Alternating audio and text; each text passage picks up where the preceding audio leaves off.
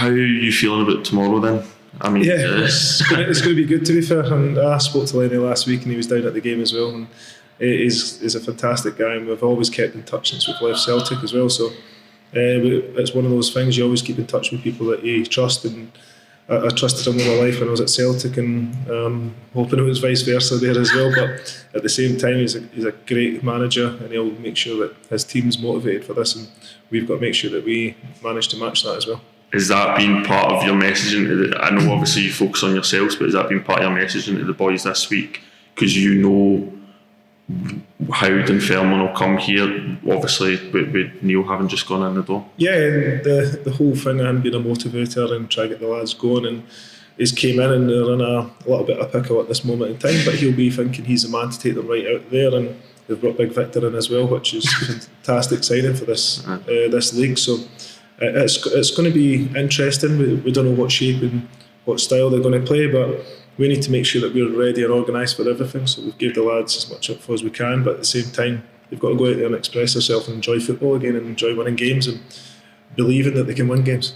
You weren't on the messaging to Victor, no? Not sure we could afford the big man.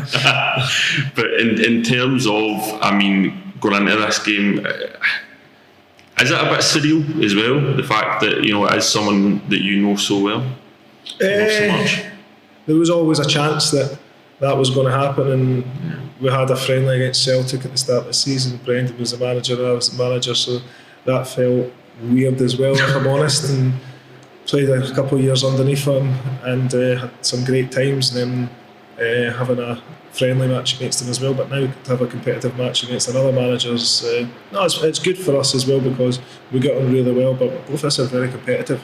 We want to win every game. We believe our team can win every game, and that's what football managers should be. That's what football coaches should be. You go into the game and you've got that belief of your teammates as well, and your staff as well. Aye, because I know you've said before that you've learned off every manager you've played under, and that'll equally apply for Neil. Yeah, 100%. And there's a reason I've kept in touch with him as well, and I need to always pick his brains now and then. Maybe not pick them at this moment in time when the two of us are in the same league, but we always meet up doing Sky and doing other bits and bobs, and we're always part and parcel and doing Celtic stuff as well. So we see each other quite a lot at the crossing. On a more general point, because obviously everyone's desperate to get out of this league, but see, when you look at it and you look at the characters and the stories, you know, you've got someone like John McGlynn who's been in the game for so long, you've got yourself who's had, you know, been down south, up here as well, you've got player managers in there, you've now got Lenny as well.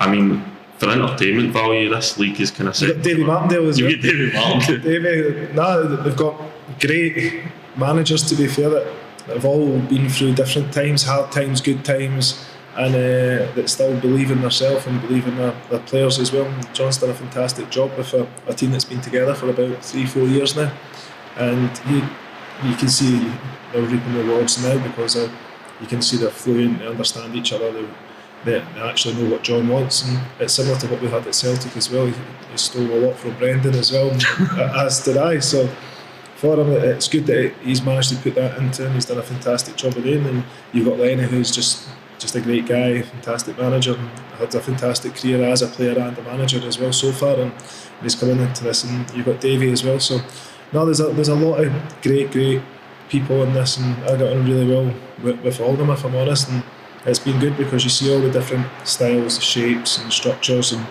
you're going up to Livingston and you're going to a Falkirk and you're going all to a Morton as well, and you get to see everyone's understanding of how they want to play as well, and see their own philosophy as well, and it's good to see that at different levels too.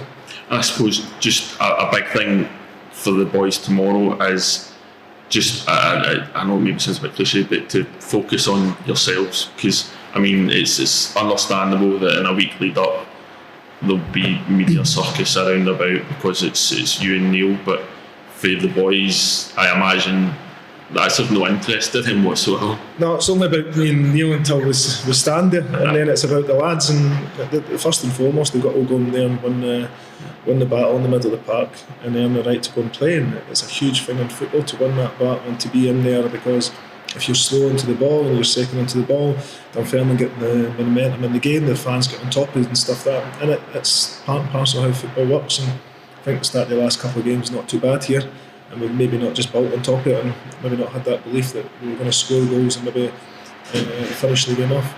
Just last couple. I mean, when you were starting on the final quarter and you were looking through the fixtures, is there any world in which you would have thought that this fixture tomorrow would throw up what it's going to throw up? Never Victor in a million years. Never. No. And the thing is, Tidser was in there for 8 weeks, so when we thought Tidser was in, we thought we were playing against a Tidser team, so we were trying to organise and get ourselves focused for that. And but things happen in football, and you've got to make sure that you can kind of work on the move, shall we say, and be ready and be reactive in what shape, what style, who personnel they're going to play, because they've signed a lot of players in January, and it's up to Lenny that's been in there for a week to go and see what he thinks is their best team and their best style, and it's hard to find that in a week, but at the same time he's got to try and get the best out of them. Does it help you that you know how he is as a manager? Will that help at all? Yes and no, because he's got a new assistant manager with him that I've never really worked with. Yeah. And he's got a first team coach as well, Kevin McDonald, that I know of, and I played football with him all the way through our childhood until we came to first team at him. So there's good relationships in there, but they might play a total different style and different shape, and it might be due to personnel or what they think is the best team. Aye. Have you got a decent bottle of red wine?